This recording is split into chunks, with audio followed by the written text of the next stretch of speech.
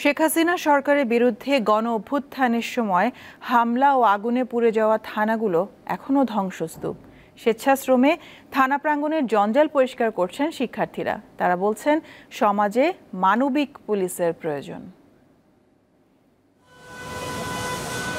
সজীব, তাহমিদ, প্রিয়, সাফাকাত, শান্ত, মুগ্ধের গ্রাফিতি আঁকা আছে রাজধানীর তেজগাঁও শিল্পাঞ্চল থানার দেয়ালে।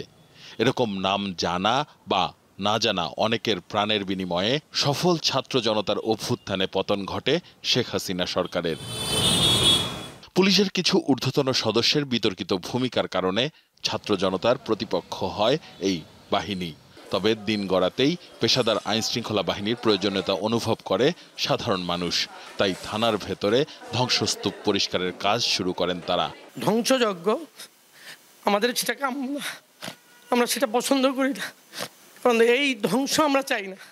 আমরা দেশকে আসলে সুন্দর করে গড়ে তুলতে চাই। যেসব এলাকায় লুটপাট অর্থাৎ সন্ত্রাসী যা চলছে, যদি আমাদের আইন শৃঙ্খলা বাহিনী তাড়াতাড়ি কাজ শুরু করে তাহলে এগুলো আস্তে আস্তে বন্ধ হয়ে আসবে। আমাদের স্টুডেন্টরা কিন্তু এখন আমরা ভার্সিটি বা স্কুলের যে স্টুডেন্টরা আছে এখন পর্যন্ত আমরা ক্লাসে যাইতে পারতেছি না। এর মূল কারণ হচ্ছে তারা আসতে পারতেছে না, হয়তোবা তারাও নিরাপত্তাহীনতায় ভুগতেছে। শুক্রবার থেকে সীমিত আকারে শুরু হয় ঢাকার ২৯টি থানা সহ দেশের ৪১৭টি থানার কার্যক্রম।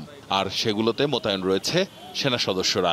আমরা একসাথে দেশ গড়তে চাই। এখন আমরা পুলিশ সহ আমরা পুলিশের কাছে প্রত্যাশা করি তারা জনগণের সাথে বন্ধুর মতো আচরণ করবে।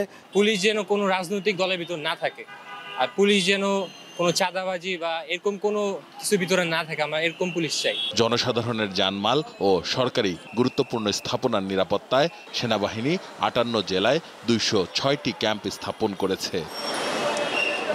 আসিফ জামান, দীপ্ত সংবাদ, ঢাকা।